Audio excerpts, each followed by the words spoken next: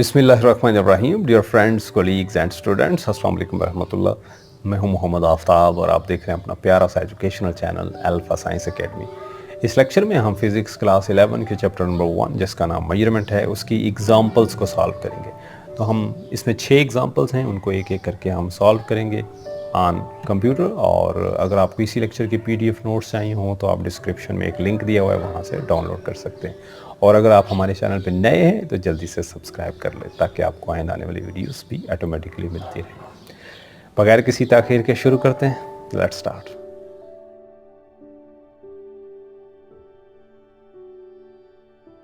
जी हाँ, तो हमारा टॉपिक है चैप्टर नंबर 1 यानी मेजरमेंट्स की एग्जांपल्स। तो सबसे पहली एग्जांपल 1.1 की स्टेटमेंट देख लेते हैं। ये कुछ इस तरह से है, the length, breadth and thickness of a sheet are 3.233 metre, 2.105 metre and 1.05 centimetre respectively.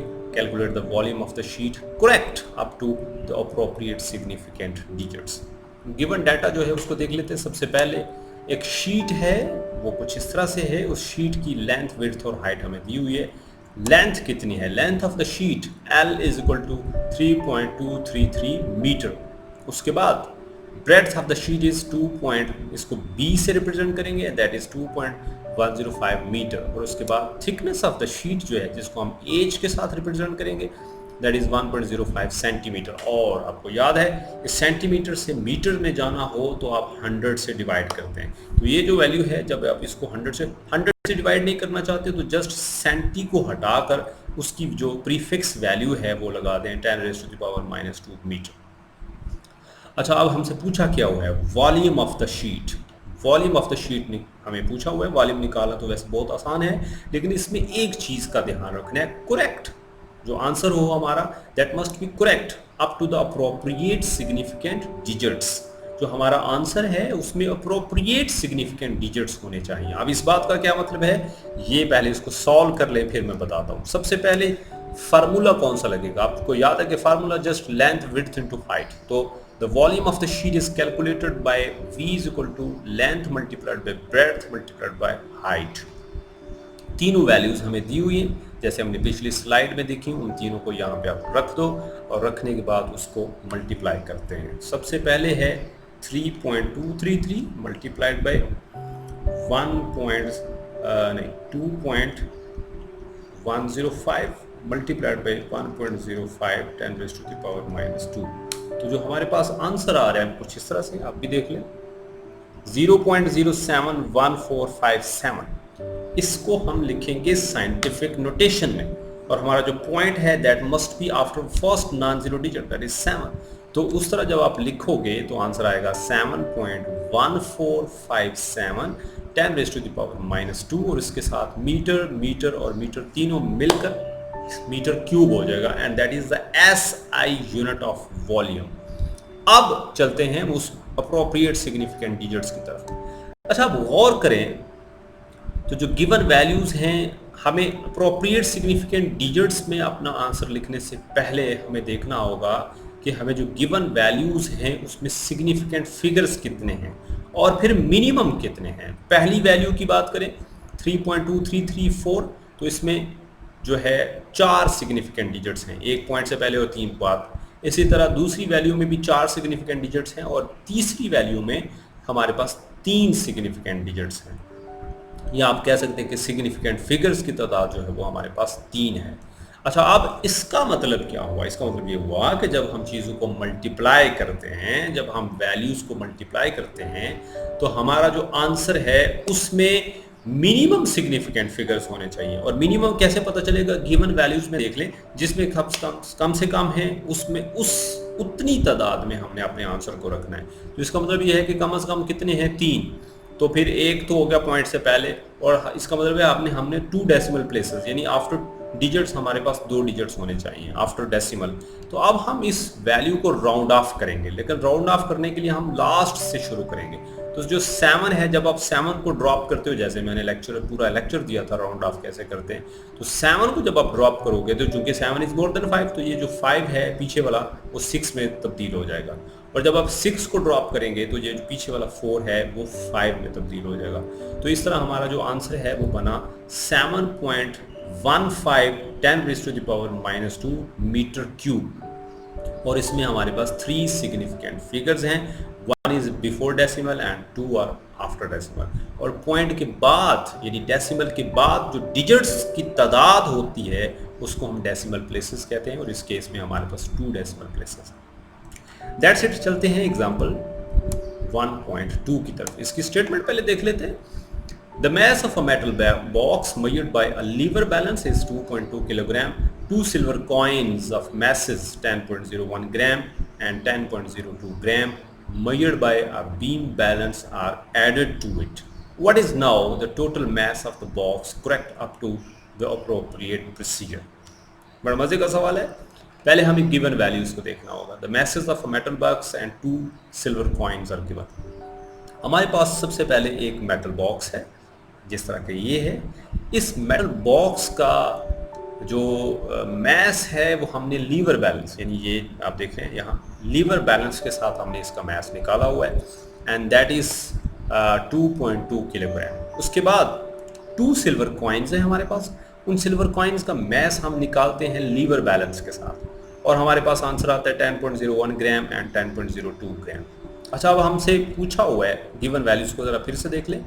Mass of the metal box को हम M1 रख रहे हैं 2.2 किलोग्राम, और mass of first coin M1 10.01 ग्राम, और इसको जब आप 1000 से डिवाइड करेंगे तो ये बन जाएगा 0.01001 किलोग्राम। ठीक है जी, जैसे यहाँ पे। इसी तरह मैस ऑफ सेकंड कॉइन उसको हम M3 के साथ रिप्रेजेंट कर रहे हैं, M1 के साथ बॉक्स, M2 के साथ फर्स्ट कॉइन और M3 के साथ second coin, and that is 10.02 gram, and that is equal to, जब इसको 1000 से डिवाइड करेंगे तो ये बन जाएगा 0.01002 किलोग्राम।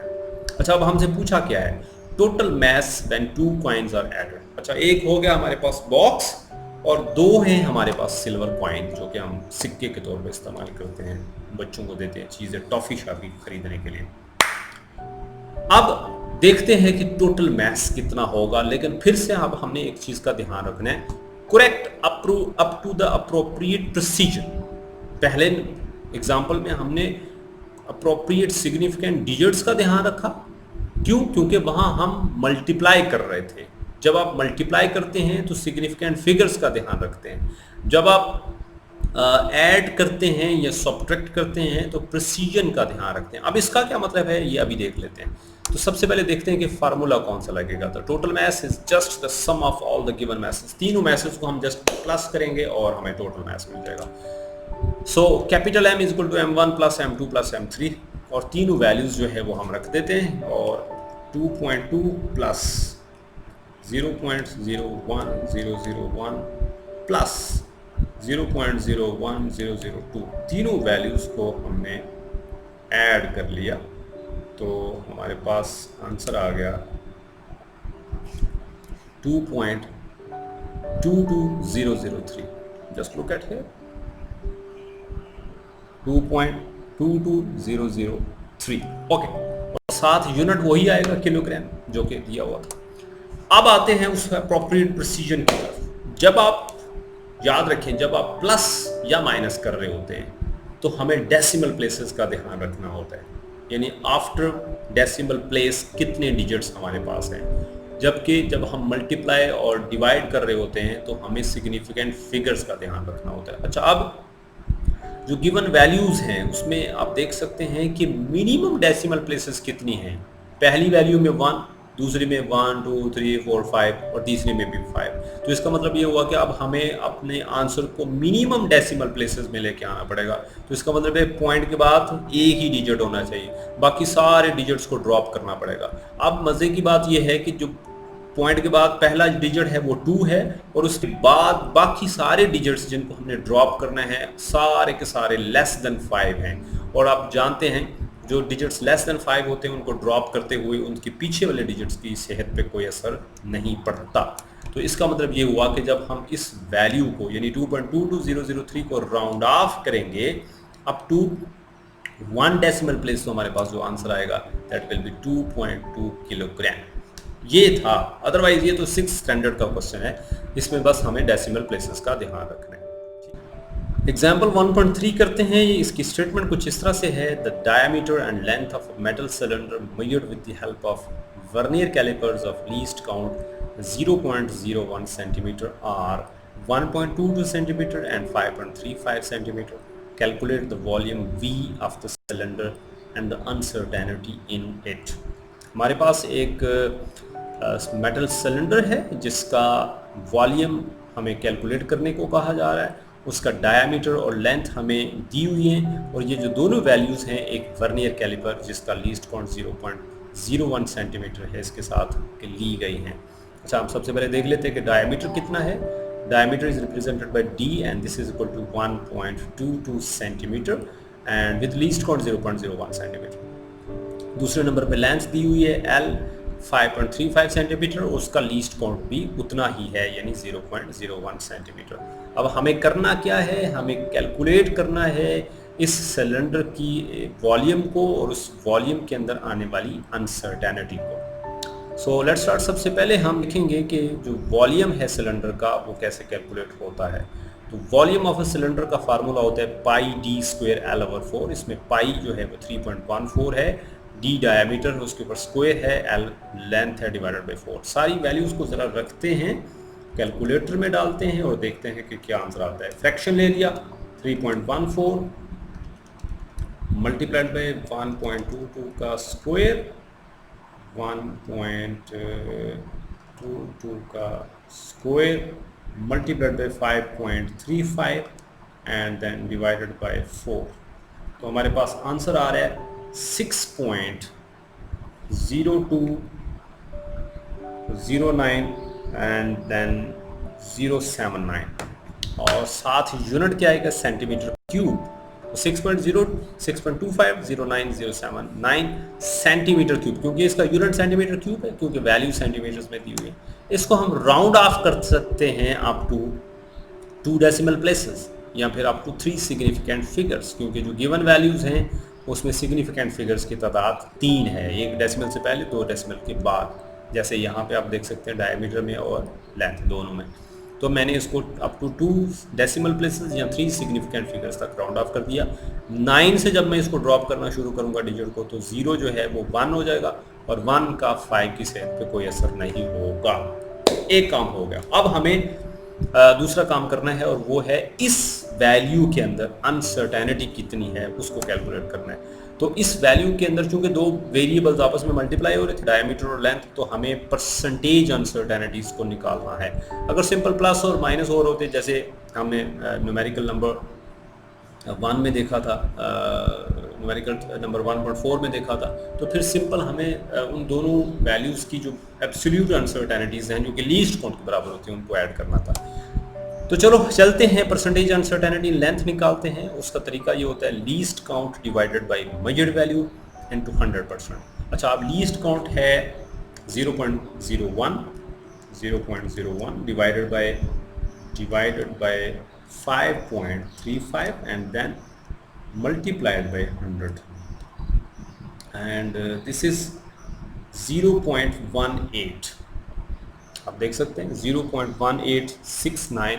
तो इसको मैं राउंड ऑफ करूंगा एक डिजिट तक, डेसिमल के बाद एक डिजिट तक, दैट विल बिकम 0.2%। ये हमारे पास अनसर्टेनिटी आ गई लेंथ में। अच्छा, अब एक चीज़ का ध्यान रखें, यहाँ मैंने सेंटीमीटर डिवाइडेड बाय सेंटीमीटर नहीं लिखा क्योंकि आफ्टर ऑल दोनों ने कैंसिल हो जाना था, इसलिए हमने उसको लिखा ही नहीं। इसी तरह परसेंटेज, चूँकि उसकी दूसरी वजह ये थी कि हमने एक नंबर निकालना था परसेंटेज में। इसी तरह परसेंटेज अनसर्टेनिटी इन डायमीटर हम निकाल सकते हैं, least count divided by measured value into 100%। तो उसका लीस्ट काउंट भी वही है 0.01, उसको जस्ट डिवाइड करना है 1.22 के साथ और फिर मल्टीप्लाई कर देना है 100 के साथ। This will become 0.81। वो 18 था, ये 81 है, सो दिस विल बिकम 0.8196। उसको मैंने एक डिजिट तक रख लिया, 0.8%।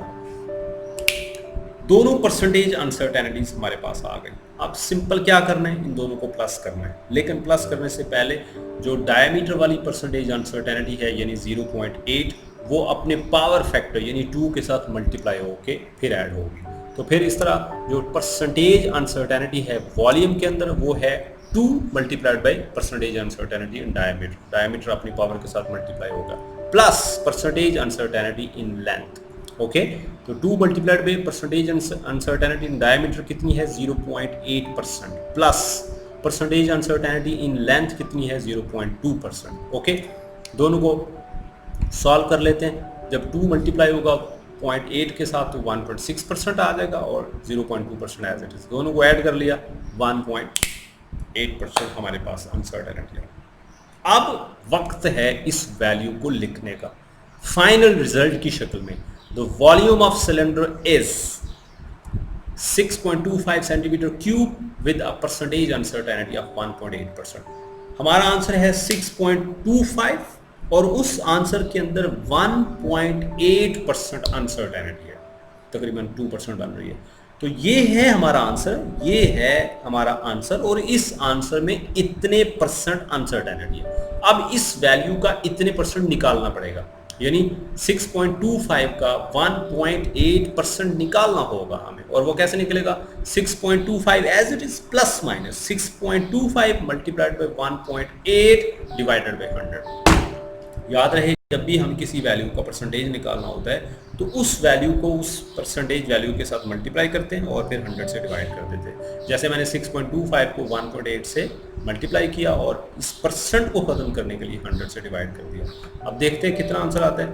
6.25 multiplied by 1.8 and then divided by 100, it is 0.1125 0.1125। Okay, तो अब हम इसको लिख सकते हैं 6.25 प्लस माइनस, याद रहे अनसर्टेनिटी हमेशा प्लस माइनस में आएगी, 0.11 सेंटीमीटर क्यूब। यूनिट अब यहां से एंड पे चला गया, यानी लीस्ट जो हमारा अनसर्टेनिटी आई उसके भी बाहर चला गया। अब अगर जैसे हम किताब में देखें, अगर आपकी टेक्स्ट बुक में देखें तो उसमें उसने एक डिजिट रखा हुआ है, आफ्टर डेसिमल उसने एक डिजिट रखा हुआ है। तो हम अगर जो गिवन वैल्यू है हमारा रिजल्ट है उसमें से एक डिजिट को ड्रॉप करते हैं तो डेफिनेटली हमें लीस्ट काउंट से भी यानी अनसर्टेनिटी से भी एक डिजिट को ड्रॉप करना पड़ेगा।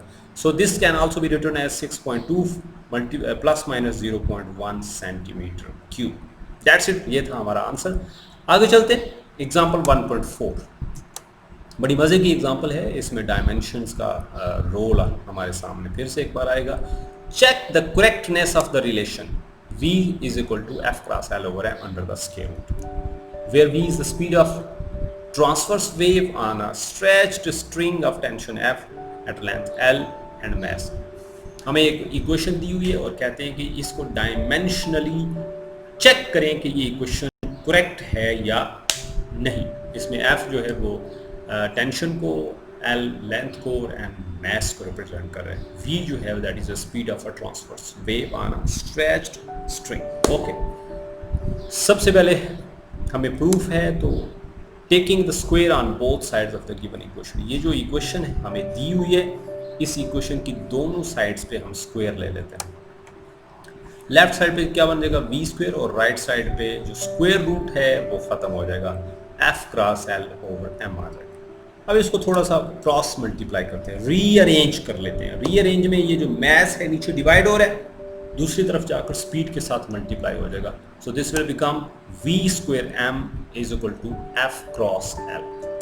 अब इस इक्वेशन को हम डायमेंशंस की शक्ल में लिखेंगे, यानी राइटिंग दिस इक्वेशन डायमेंशनली। तो इसमें क्या आएगा, डायमेंशन ऑफ v स्क्वायर ऊपर चला गया, dimension of mass equal to dimension of force and dimension of L। F is a tension and tension is a force। सारी जो डायमेंशंस है वो लगाते हैं। राइटिंग दिस इक्वेशन डायमेंशनली के बाद उसकी जो डायमेंशंस हैं वो लगाई। स्पीड जो होता है उसका डायमेंशन होता है LT-1, उसका स्क्वायर ऊपर है। m मैस का डायमेंशन कैपिटल M है। फोर्स जो है उसका डायमेंशन MLT-2 और लेंथ का डायमेंशन L।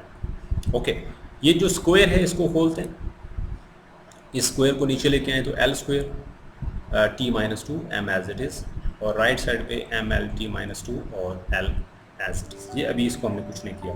इस मैस को भी अंदर ले आते हैं तो ये बन जाएगा ML स्क्वायर T-2, और ये वाली लेंथ जो है जब इसमें आएगा तो ये L और L मिल के L स्क्वायर हो जाएगा, ML स्क्वायर T-2। जरा दोनों साइड्स को गौर से देखें। Is it the dimension of left hand side equal to the dimension of right hand side? Yes, the dimension of left hand side का dimension of right hand side के बराबर होने का मतलब ये है कि वो जो गिवन इक्वेशन थी दैट इज डायमेंशनली करेक्ट, इसको हम डायमेंशनली कंसिस्टेंट भी कहते हैं। So dimensions of both the sides are equal, the given equation is dimensionally correct. That's it, मजे का सवाल था। आगे चलते हैं। एग्जाम्पल 1.5 थोड़ी लेंथी है, बड़ी ध्यान से देखिएगा, इसमें मैंने एक दो चीजें चेंज भी की हैं। इसकी स्टेटमेंट पहले देख लेते हैं। Derive a relation for the time period of a simple pendulum, figure 1.2 अभी हम दिखाएंगे। Using dimensional analysis the possible factors on which the time period T may depend are. ये एक सिंपल पेंडुलम का फिगर डायग्राम है। इस figure diagram से हमने कुछ इंस्पिरेशन लेनी है और देखना है कि टाइम पीरियड जो है एक सिंपल पेंडुलम का वो कौन कौन से फैक्टर्स पे मुमकिना तौर पे डिपेंड कर सकता है। Number 1, length of the pendulum L। Number 2, mass of the bob M। Number 3, angle which the thread makes with the vertical theta। Number 4, acceleration due to gravity G। अच्छा, अब सॉल्यूशन को जब हम देखते हैं तो according to given conditions we have the relation. जो given conditions हैं उन कंडीशंस के मुताबिक हमारे पास जो रिलेशन बनेगा, इक्वेशन नहीं अभी इसको हम कह सकते हैं, इसको रिलेशन कहेंगे। सबसे पहले मैंने लेंथ को रखा है, फिर मैस को रखा है, चौथे नंबर से ग्रेविटी को मैं तीसरे नंबर पे ले आया हूँ और चौथे नंबर पे ले गया हूँ थीटा यानी एंगल को। उसकी एक खास वजह है, आप भी ऐसे कर सकते हैं अपने एनुअल पेपर में। So time period is directly proportional to length power A, mass power B, gravity power C, theta power D। चूंकि पावर्स हमें दी नहीं, उसने कहा कि मुमकिन तौर पे डिपेंड करता, अब पता नहीं कि डायरेक्टली डिपेंड करेगा यूनिवर्सली, इसलिए मैंने पावर्स को इख्तियातन ABCD लगा दिया ताकि देखते हैं कि पावर्स क्या आएंगी। अब इस इक्वेशन को हम, इस रिलेशन को ऐसे इक्वेशन की शक्ल में भी लिख सकते हैं। T प्रोपोर्शनलिटी गायब, उसकी जगह इक्वल और साथ constant multiplied by length power A, mass power B, gravity power C, theta power D। अब यहाँ एक ट्विस्ट आने वाला है और वो ट्विस्ट ये है कि जो डायमेंशनल एनालिसिस है उसके ऊपर कुछ कंडीशंस हैं और सबसे उसकी कुछ लिमिटेशंस हैं। और लिमिटेशंस ये हैं कि जो डायमेंशनल एनालिसिस है वो जो ज्योमेट्रिकल फैक्टर्स होते हैं जिनको हम थीटा कहते हैं, एंगल्स कहते हैं, उसके बारे में साइलेंट है, कुछ नहीं बताता। Geometrical quantities usually have no dimensions. उसकी वजह ये होती है कि ये जो एंगल होते हैं, सॉलिड एंगल या प्लेन एंगल, इनके कोई डायमेंशंस नहीं होते। तो फिर इसका क्या फ़र्क पड़ेगा? इसका फ़र्क ये पड़ेगा कि जो डायमेंशनल एनालिसिस है, चूंकि हमें जो ज्योमेट्रिकल क्वांटिटीज़ हैं जैसे एंगल है उसके मतलब हमें कोई इन्फॉर्मेशन नहीं देता, तो फिर जो ऊपर वाली इक्वेशन है हमारे पास, ये वाली इक्वेशन, इस इक्वेशन से हम एंगल को एलिमिनेट कर देंगे। क्यों? क्योंकि डायमेंशनल एनालिसिस इस एंगल के बारे में हमें कुछ मालूमात नहीं दे रहा। तो ये वजह थी जो मैं बता रहा था कि मैं इसको चौथे नंबर पे ले गया था, क्योंकि मैं इसको ड्रॉप करने वाला था, यानी एलिमिनेट करने वाला था, और उसकी वजह मैंने आपको बता दी है। और वजह ये है, एक बार फिर सुन लें, dimensional analysis does not give any information about the geometrical quantities, thus we can eliminate angle। thus जो फार्मूला है वो इस शक्ल में हमारे सामने आ गया। T is equal to constant, length power A, mass power B, gravity power C। Equation number 1।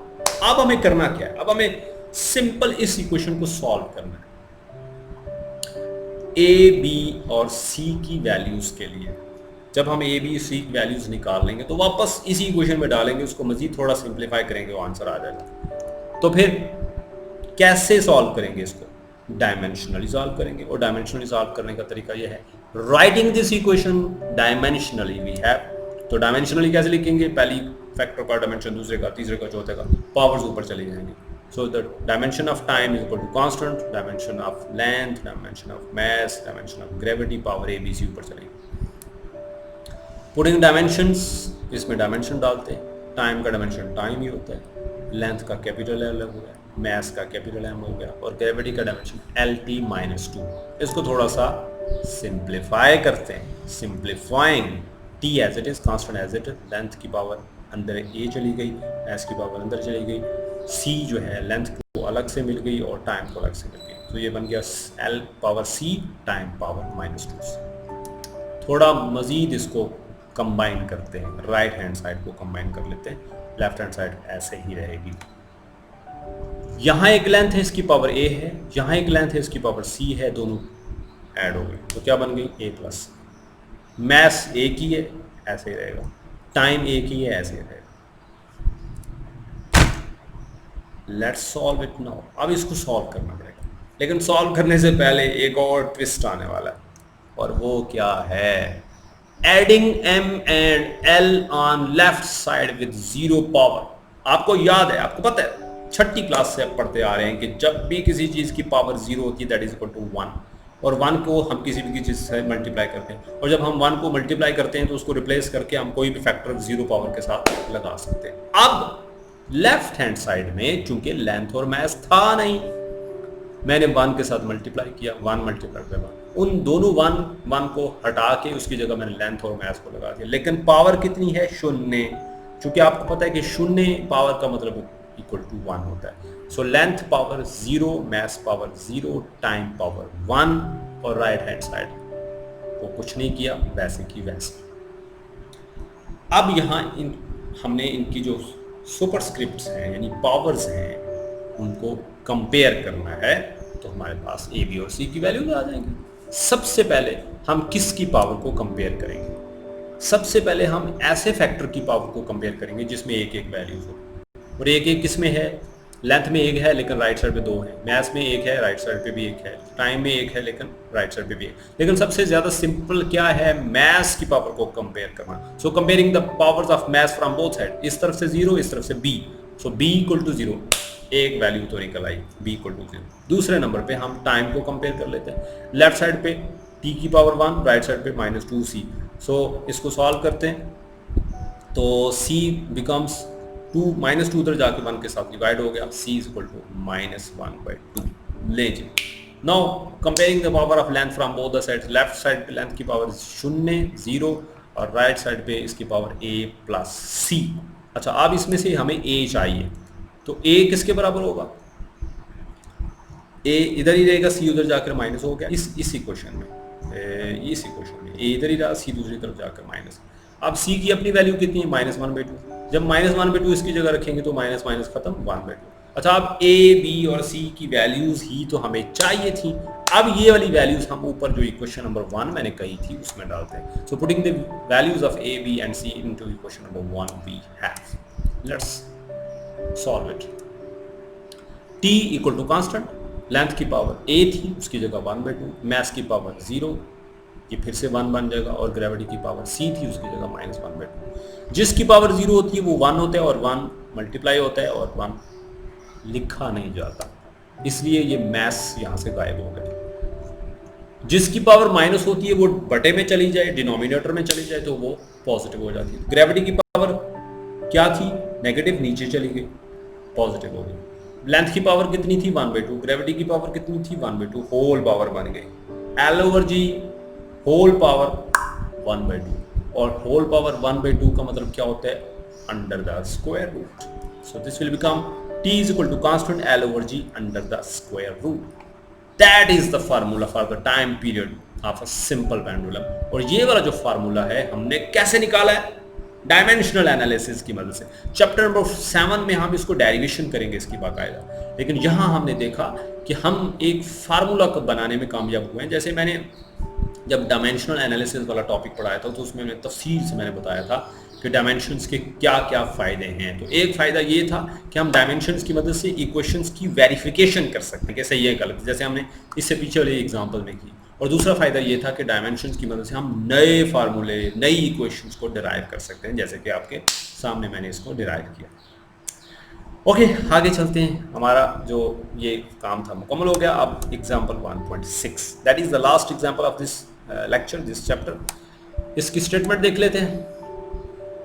Find the dimensions and hence the SI units of coefficient of viscosity eta in the relation of Stokes' law for the drag force F for a spherical object of radius r moving with the velocity v given as F is equal to 6 pi eta rv.